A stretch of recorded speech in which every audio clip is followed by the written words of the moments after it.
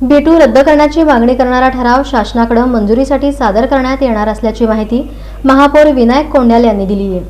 महानगरपालिकेच्या शुक्रवारी झालेल्या सर्वसाधारण सभेत शहरातील विविध वसाहतींसाठी अडचणीचा ठरलेला B2 रद्द करण्याची मागणी करणारा ठराव एकमताने मंजूर झाला आहे। हा प्रस्ताव आता मंजुरीसाठी प्रशासनामार्फत शासनाला सादर होणार असल्याची माहिती महापौर विनायक कोंड्याल यांनी सोमवारी दिली।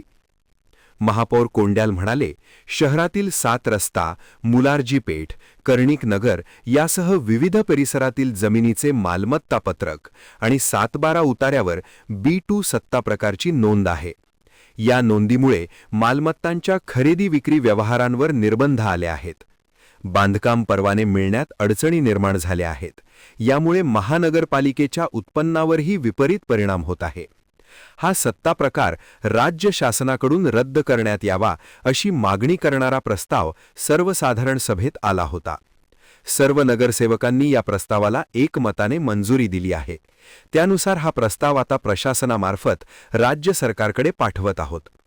दरम्यान राज्याचे महसूल मंत्री चंद्रशेखर बावनकुळे यांनी आमदार देवेंद्र कोठे यांना हा सत्ताप्रकार उठवण्याबाबतचे आश्वासन दिले होते। आमदार कोठे यांचा या विषयावर पाठपुरावा सुरू आहे।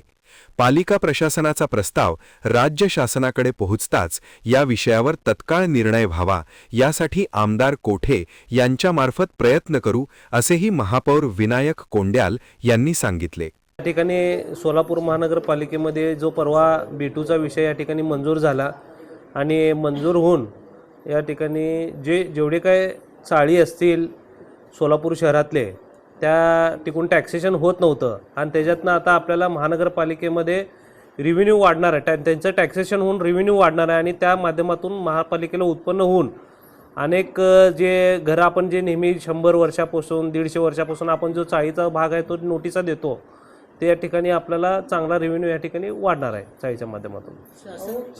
शासन स्तरावर या ठिकाणी आपल्या शहराचे आमदार आदरणीय देवेंद्रदादा कोठे साहेब या ठिकाणी प्रयत्न करत आहेत आणि त्यांच्या मागणीनुसार सभासद प्रस्ताव आम्ही या ठिकाणी मांडून राज्य शासनाकडे या ठिकाणी आता पाठवणार आहे। आमच्या नगरसचिवकडनं आयुक्त साहेबांकडे गेले, आयुक्त साहेबांकडनं 1-2 दिवसात त्या ठिकाणी राज्य शासनाकडे जाऊन त्या ठिकाणी ते विधिमंडळात मंजूर करून घेतो असं शब्द दिलेले आहेत आणि त्या ठिकाणी बावनकुळे साहेबांचं पण बोलणं झालेलं आहे त्यांच्याशी आणि तो विषय मंजूर झाल्यानंतर निश्चित आपल्या सोलापूर शहराला चांगला फायदा होणार आहे।